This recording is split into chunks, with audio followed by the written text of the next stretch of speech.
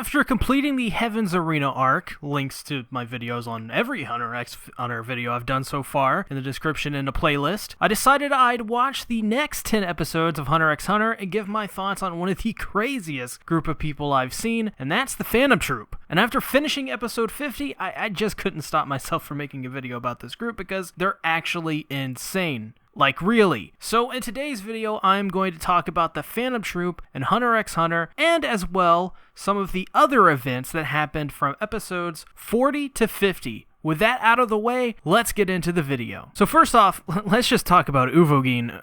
Oh my fucking god. This guy is absolutely insane. I can't even begin to describe him. So I'll just go ahead and describe his actions. The first real battle we see him in is against Kurapika and his group, the Shadow Beasts, who are trying to take down Voguing. So a lot of people attack Voguing, and this is where Leech comes into play. Through an open wound, he lays eggs in Voguing, which will travel down to his bladder. If he doesn't get them removed through surgery or basically piss them out by drinking a lot of water or beer, he will die due to the pain from the eggs hatching. That in of itself is pretty brutal. We'll talk about that in just a moment. But during the exchange, Voguing literally bites Leech's head off like Ozzy Osbourne bit off the head of a bat. This is absolutely brutal to watch because, I mean, he bites out a chunk of his skull. That's absolutely disturbing. But here is where it gets better. Or worse, depending on who you are. Voguing then, I guess, eats some of his head and then spits out a chunk of Leech's skull at the speed of a bullet that is used to kill a straight random instantly. What the hell? I mean, come on. Voguing is a goddamn Terminator. This guy just made mincemeat out of them, and if it weren't for Kurapika and the poison within Voguing, he likely would have killed many more of them. Voguing was so memorable for me just because of this badass introduction for his character, and while he is killed fairly quickly in this show, he was just a beast of a man that you couldn't help but sort of like for how unstoppable he was. It's like watching an explosion. You know it will be devastating, but you just have to look to catch a glimpse, you know? And this is further backed up by Voguing basically shrugging off leeches in his bladder with a, oh yeah, I'll just drink a ton of beer and it'll be fine. I mean, he basically just destroys all of the Shadow Beasts with ease and then shrugs off their last chance with the leeches like nothing. This guy is just not someone you mess with. Which brings me to his fight with Kurapika, which was ultra badass. When they first revealed that these two were going to fight, I was so ready for it. Voguing at this point is a monster, an absolute beast, and this is also the first time we get to really see how Kurapika has advanced in skill and strength since we last saw him. My first reactions to this were basically twofold. On one hand, I could see Kurapika struggling really hard to fight Voguing. Since then, we focused a lot on Gon and Killua, so seeing Kurapika struggle wouldn't be out of the question for me. On the other hand, though, we hadn't seen much of him, and thus, we don't know what could happen. So, you never know. Well, Kurapika, seemingly in the most badass of ways, eliminates Voguing, but the way he did it was so surprising to me and also very exciting. Kurapika essentially outclassed Voguing, and while he did have trouble by the end, it shows that Voguing was a really strong opponent, and if it wasn't for Kurapika's quick thinking and his recent training, it probably would have turned out way differently. It was really cool when it was revealed that the chains that Kurapika using were all show and weren't actually chains to begin with. This was very smart by Kurapika because the opponent will assume they're real and thus think they're infused with Nin or something like that. I also love the moment where Kurapika uses the judgment chains on Voguing and crushes his heart. It was so shocking because, you know, since this guy was introduced, he was being an absolute bastard. And to see him lose like this was fantastic and dramatic as well. I also love this fight because of Kurapika's steadfast resolve to confront Voguing and fight him, but as well because of the words these two exchanged. When Kurapika asks Voguing if he remembers the Kurta genocide, and he doesn't remember at first, well, I mean, that was amazing. But when he does, and when he gives a half-assed answer, you really just want to see Kurapika in this guy's life. And though Kurapika didn't get the answers he wanted and had to kill Voguing with no resolution to those answers, it showed that how much Kurapika has advanced in strength and ability. We still accomplished something here.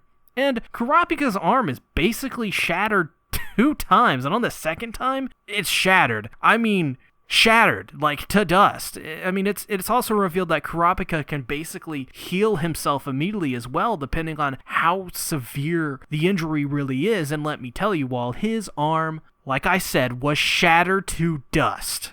Voguing basically hits him for the second time with full power, and Kurapika's arm is this purple, bloated mess, and he instantly heals it. He's so badass. Now, there is also Gon and Killua's hunt for a secret and rare game. This starts out when they are given a box which is infused with nins, so that the only way they'll be able to open it is if a nin user opens it. They do, and the two find a memory card and cassette tape. They play the tape, and we hear Gon's father's voice, who tells him to continue listening if he wants to see him. Ging, Gon's father, basically tells him that he doesn't really want to see Gon. Great father. Am I right? I mean, he also leaves him like a video game memory card. He's basically saying, hey, play a bunch of games. And then we get more clarity on that when he says that he regrets not being a proper parent for Gon. Instead of being home and raising his son, he regrets going off to be a hunter, but also says that he will make finding him very hard and that he's probably a very selfish person.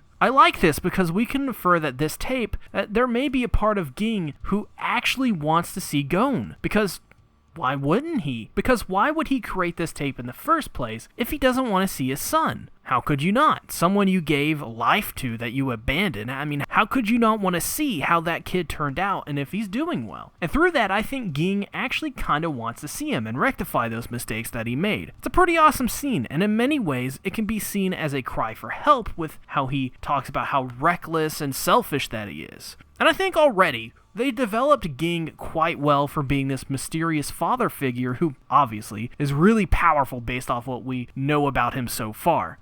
Also, I love the part in this episode where Ging gives Gon a chance to learn about his true mother, to which Gon promptly, and in a rather humorous way, unintentionally, stops the tape. This is because he believes his real mother, either way, is Mito-san, biological or not. I love this because it shows that Gon respects Mito and believes that she is the one who raised him as a true mother, and that learning about his real biological mom would in a way lessen what Mito did for Gon. Some great stuff here. And speaking of great stuff, there's still more to come. Gon and Killua get themselves into a little bit of trouble. On their journey to get over 8.5 billion Jenny to buy the Greed Island game and use the memory card that Gon's father got them, they got some lucky breaks. They meet a guy named Zeppo, who is an appraiser who is going around buying his counterfeit vases when he sees them that he made a long time ago. I loved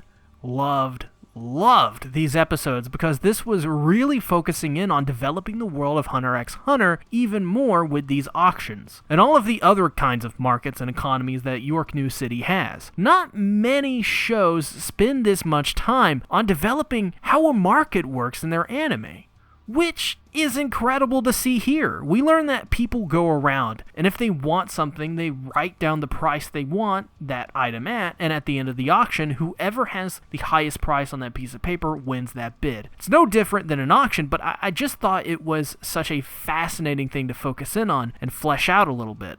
Zeppo as well was a cool character who came out of this episode. Like I said, he's an appraiser buying back all of his previous counterfeit works, and because he's so good at appraising, he ends up being a huge help to Gon and Killua, who almost get fooled when they find a treasure trove unknowingly. Cracking it open, they find a ton of treasure, and Zeppo offers his help by being their own appraiser and to help them basically almost get their 9 billion Jenny they need. And leave it to Hunter x Hunter to have me immediately get invested in a character like Zeppo. He's just a fascinating guy. I find him going around and buying back his previous works to just be so interesting and fascinating, and how he's so good at that. He can immediately tell when he spotted his own works. And then we have Killua and Gon telling two members of the Phantom Troupe, Machi Nobunaga. Previously, we had seen Machi, who helped heal Hisoka in the Heaven's Arena arc. And since then, very sparingly throughout this arc, well, they're basically captured by these two. And at the Phantom Troupe's headquarters, we see Gon and Killua basically be out of their depth entirely. Gon arm wrestles Nobunaga because he was able to beat Shizuku, which leads to some painful looking arm wrestling, which leaves Gon's hand mangled, to say the least. This was some brutal stuff to see, but what we learn from this is that Nobunaga isn't even the strongest one, my friends, which puts into perspective how strong the Phantom Troupe is, and not only that, but Kurapika killed possibly the strongest from a pure strength perspective, member in Voguing, which is what they want to know about, actually. They want to get information on the chain wielder who killed Voguing, and thus this whole thing in a way is an interrogation to get the information out of them. But Pakunoda has a pretty awesome ability where she can comb through memories, but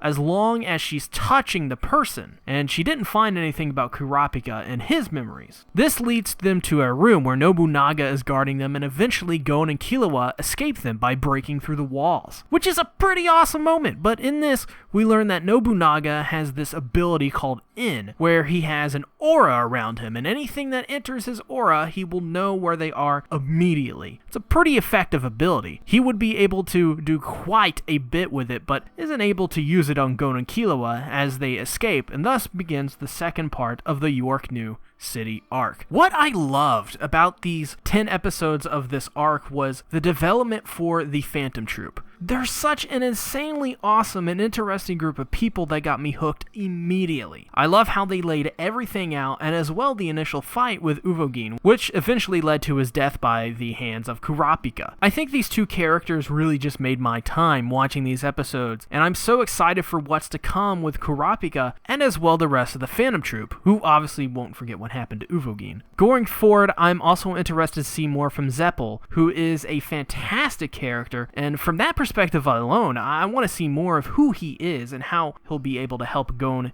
Killua, and Leorio.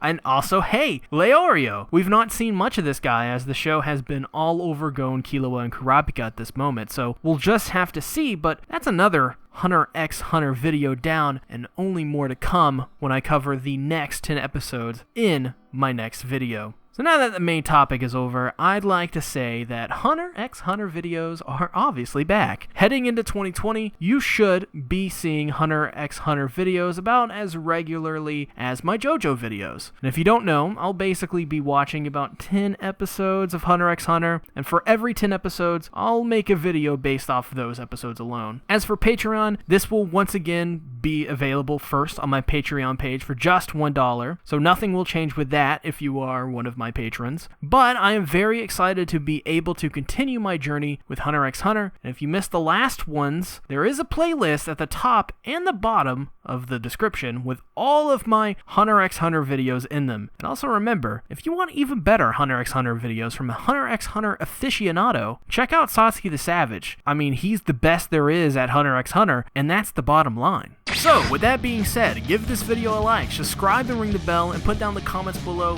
what did you think about the Phantom Troupe and these 10 episodes of Hunter x Hunter that I watched, and also, you know, the Patreon thing, so head over there if you are interested in something like that. I'll see you guys later. Bye-bye.